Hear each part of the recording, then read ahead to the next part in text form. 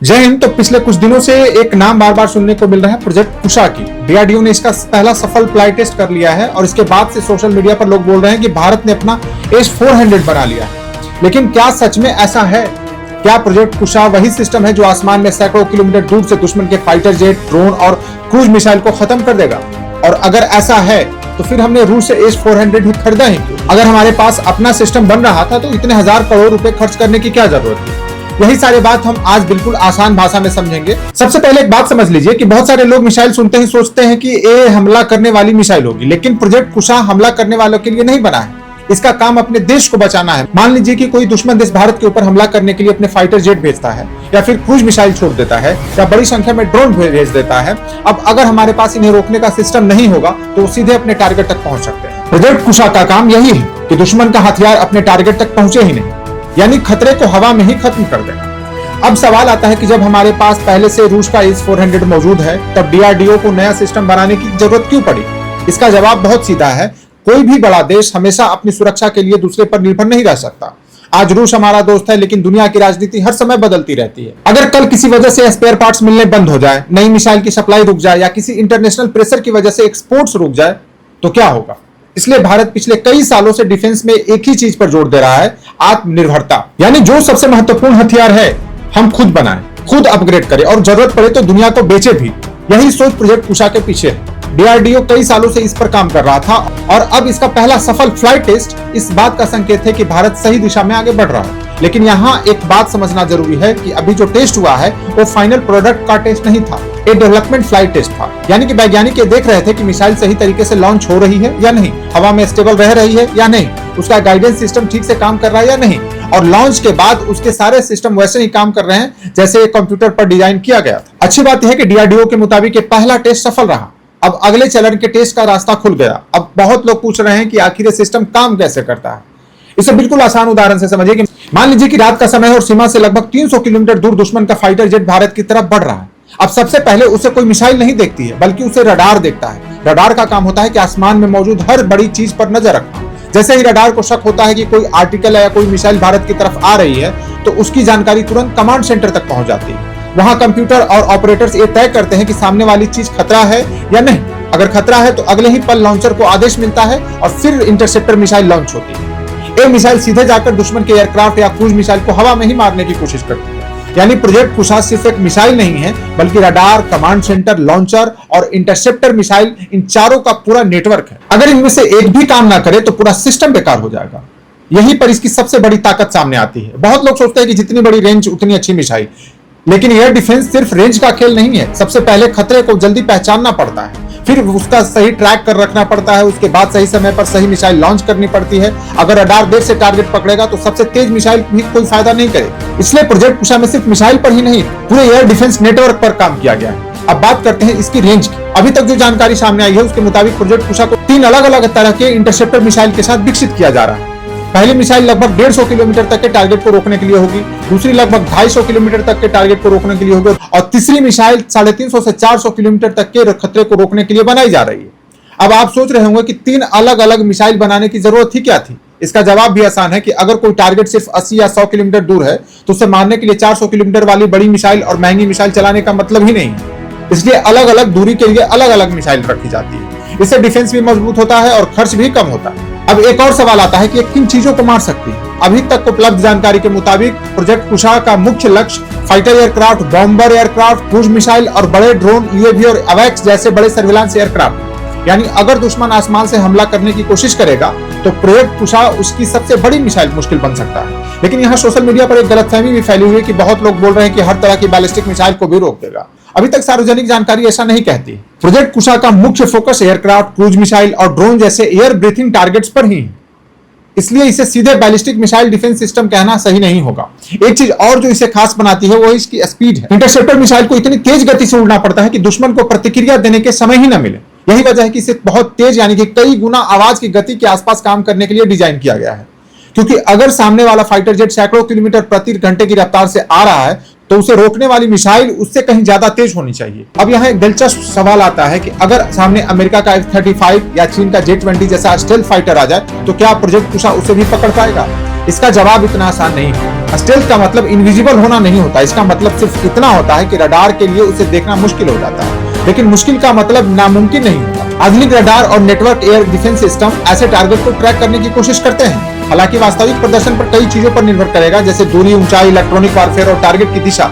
इसलिए अभी ये कहना कि प्रोजेक्ट कुशा हर स्टेल्थ एयरक्राफ्ट को आसानी से गिरा देगा सही नहीं होगा, लेकिन इतना जरूर है कि इसे आधुनिक हवाई खतरों को ध्यान में रखकर डिजाइन किया जा रहा है। और यही से समझ में आता है कि डीआरडीओ सिर्फ एक मिसाइल नहीं बना रहा है, बल्कि भारत के लिए एक ऐसा एयर डिफेंस शील्ड तैयार कर रहा है जो आने वाले कई दशकों तक हमारी सुरक्षा की रीढ़ बन सकता है। लेकिन असली सवाल अभी बाकी है कि क्या प्रोजेक्ट कुशा सच में रूस के S-400 को टक्कर दे सकता है? चीन और पाकिस्तान इसके आने से कितना परेशान होंगे? इसमें कितना सामान पूरी तरह भारत में बना है और कितना अभी विदेश से आता है? और क्या भविष्य में भारत इसे दुनिया के दूसरे देशों को बेचकर डिफेंस एक्सपोर्ट में नया इतिहास बना सकता है? देखिए, S-400 जो है दुनिया के सबसे advance long range air defence system में से एक माना जाता है। इसकी सबसे बड़ी ताकत यह है कि वो अलग अलग तरह के टारगेट को अलग अलग दूरी पर रोक सकता है और कुछ तरह की बैलिस्टिक मिसाइल को भी इंटरसेप्ट करने की क्षमता रखता है। वहीं अभी तक जो जानकारी सार्वजनिक है उसके हिसाब से प्रोजेक्ट कुशा जो है उसका मुख्य फोकस फाइटर एयरक्राफ्ट है, क्रूज मिसाइल है, ड्रोन है और अवैक्स जैसे एयर टारगेट्स हैं। इसलिए आज की तारीख में ये कहना कि प्रोजेक्ट कुशा पूरी तरह S-400 की जगह ले लेगा सही नहीं होगा। लेकिन ये जरूर कहा जा सकता है कि आने वाले समय में भारत को विदेशी सिस्टम पर निर्भरता कम करने की दिशा में सबसे बड़ा कदम है। अब सोचिए कि अगर भारत खुद अपना long range air defence system बना लेता है तो उसका सबसे बड़ा फायदा क्या होगा? सबसे पहला फायदा होगा कि हमें हर छोटी बड़ी चीज के लिए दूसरे देश पर निर्भर नहीं रहना पड़ेगा। अगर हमें इस सिस्टम में कोई बदलाव करना है, उसकी रेंज बढ़ानी है, सॉफ्टवेयर अपग्रेड करना है या नई मिसाइल जोड़नी है, तो उसके लिए किसी विदेशी कंपनी या सरकार की मंजूरी का इंतजार नहीं करना पड़ेगा। फैसला भारत करेगा और काम भी भारत ही करेगा। यही असली डिफेंस इंडिपेंडेंस होती है। अब बात करते हैं चीन और पाकिस्तान की। देखिए, किसी भी युद्ध में सिर्फ हथियार होना काफी नहीं होता। असली खेल होता है दुश्मन को यह एहसास दिलाने कि अगर उसने हमला किया तो उसे बहुत बड़ा नुकसान होगा। और यही वजह है कि मजबूत एयर डिफेंस सिस्टम किसी भी देश की सबसे बड़ी ताकत मानी जाती है। अगर दुश्मन को पता है कि उसके फाइटर जेट, ड्रोन और क्रूज मिसाइल सीमा पार करते ही खतरे में पड़ जाएंगे, तो हमला करने से पहले उसे कई बार सोचना पड़ेगा। इसे ही डिफेंस की भाषा में डेटरेंस कहते हैं, यानी बिना गोली चलाए भी अपनी ताकत से सामने वाले को रोक देना। चीन के पास आज HQ-9 और HQ-22 जैसे एयर डिफेंस सिस्टम है। रूस के पास S-400 है, S-500 है। अमेरिका के पास पैट्रियट, PSC-3 और THAAD जैसे सिस्टम है। ऐसे में भारत भी अपना आधुनिक long range air defence system तैयार कर लेता है तो साउथ एशिया में उसका डिफेंस बैलेंस और मजबूत होगा। इसका मतलब ये नहीं कि प्रोजेक्ट कुशा आते ही चीन की सारी ताकत खत्म हो जाएगी, लेकिन इतना जरूर है कि भारत की एयर डिफेंस कैपेबिलिटी पहले से कहीं ज्यादा मजबूत हो जाएगी। अब एक सवाल और आता है कि क्या प्रोजेक्ट कुशा पाकिस्तान के लिए भी बड़ी चुनौती बनेगा? जवाब है हाँ, लेकिन वजह समझिए कि पाकिस्तान की एयरफोर्स के पास F-17, F-16 और कई तरह के ड्रोन हैं। अगर भविष्य में किसी संघर्ष की स्थिति बनती है तो ऐसे बड़े एयर डिफेंस सिस्टम भारतीय एयरबेस, बड़े शहरों और स्ट्रेटेजिक इंस्टॉलेशन की सुरक्षा को और मजबूत करेंगे। यानी दुश्मन के लिए हमला करना पहले से कहीं ज्यादा मुश्किल हो जाएगा। अब बात करते हैं इसमें कितना सामान भारत में बन रहा है। देखिए, डीआरडीओ इस प्रोजेक्ट का लीड ऑर्गेनाइजेशन है, लेकिन ये सिर्फ डीआरडीओ का प्रोजेक्ट नहीं, इसमें भारत की कई डिफेंस कंपनी भी शामिल है। Bharat electronics limited radar, electronics और कमांड सिस्टम में महत्वपूर्ण भूमिका निभा रही है। भारत डायनेमिक्स लिमिटेड जो है वो मिसाइलों के प्रोडक्शन के लिए प्रमुख कंपनी मानी जाती है। इसके अलावा L&T, टाटा एडवांस सिस्टम और कई निजी भारतीय कंपनियां अलग अलग मैकेनिकल स्ट्रक्चर्स, लॉन्चर और सब सिस्टम पर काम कर रही है। यानी ये सिर्फ एक मिसाइल प्रोजेक्ट नहीं है, बल्कि भारत के पूरे डिफेंस मैन्युफैक्चरिंग इकोसिस्टम को मजबूत करने वाला प्रोजेक्ट है। अब एक सवाल जो बहुत लोग पूछ रहे हैं कि क्या इसमें सब कुछ भारत में बना है? इसका जवाब है नहीं। डिफेंस इंडस्ट्री में कोई भी बड़ा सिस्टम 100% एक ही देश में नहीं बनता। प्रोजेक्ट कुशा में भी बड़ी संख्या में टेक्नोलॉजी, सॉफ्टवेयर इंटीग्रेशंस, लॉन्चर और कई इलेक्ट्रॉनिक्स भारत में विकसित किए जा रहे हैं। लेकिन कुछ विशेष इलेक्ट्रॉनिक्स कंपोनेंट, सेमीकंडक्टर डिवाइसेस और कुछ हाई एंड सब सिस्टम के लिए अभी भी विदेशी सप्लाई चेन पर निर्भरता बनी हुई है। हालांकि भारत लगातार इन्हें भी देश में विकसित करने की कोशिश कर रहा है, इसलिए इसे पूरी तरह इंपोर्ट बेस्ड सिस्टम कहना भी गलत होगा और 100% इंडिजिनस कहना भी सही नहीं होगा। अब बात करते हैं एक्सपोर्ट की। अगर आने वाले टेस्ट सफल रहते हैं और भारतीय सेना इसे अपनाती है तो भविष्य में इसका एक्सपोर्ट भी संभव हो सकता है। आज इंडिया सिर्फ हथियार खरीदने वाला देश नहीं रहना चाहता, बल्कि हथियार बेचने वाला देश भी बनना चाहता है। पिछले कुछ वर्षों में भारत ने BrahMos missile, Akash air defence system, artillery guns, radar और कई डिफेंस इक्विपमेंट दूसरे देशों को एक्सपोर्ट किए हैं। अगर प्रोजेक्ट कुशा सफल होता है तो भविष्य में ऐसे देशों की रुचि इसमें हो सकती है जो महंगे वेस्टर्न सिस्टम या रूसी सिस्टम का विकल्प ढूंढ रहे हैं। लेकिन यह सब तभी होगा जब यह सिस्टम पूरी तरह विकसित होकर सेवा में शामिल हो जाएगा। इसलिए अभी एक्सपोर्ट को तय मान लेना जल्दीबाजी होगी। अब एक और महत्वपूर्ण बात है कि कई लोग पूछ रहे हैं कि क्या प्रोजेक्ट कुशा आने के बाद S-400 की जरूरत खत्म हो जाएगी? इसका जवाब है नहीं। आने वाले कई वर्षों तक दोनों सिस्टम एक दूसरे के साथ काम करेंगे। भारत की एयर डिफेंस स्ट्रेटजी हमेशा लेयर डिफेंस पर आधारित होती है, यानी छोटी दूरी के लिए अलग सिस्टम, मध्यम दूरी के लिए अलग और लंबी दूरी के लिए अलग सिस्टम। जैसे आकाश अपनी भूमिका निभाता है, MRSAM अपनी भूमिका निभाता है, S-400 अपनी भूमिका निभाता है, वैसे ही भविष्य में प्रोजेक्ट कुशा भी इस पूरे डिफेंस नेटवर्क का एक महत्वपूर्ण हिस्सा बनेगा। यानी कि ये कंपटीशन नहीं है बल्कि कॉम्बिनेशन होगा, और यही इसकी सबसे बड़ी ताकत है। अगर एक सिस्टम किसी टारगेट को मिस कर दे तो दूसरा सिस्टम उसे रोकने की कोशिश करेगा।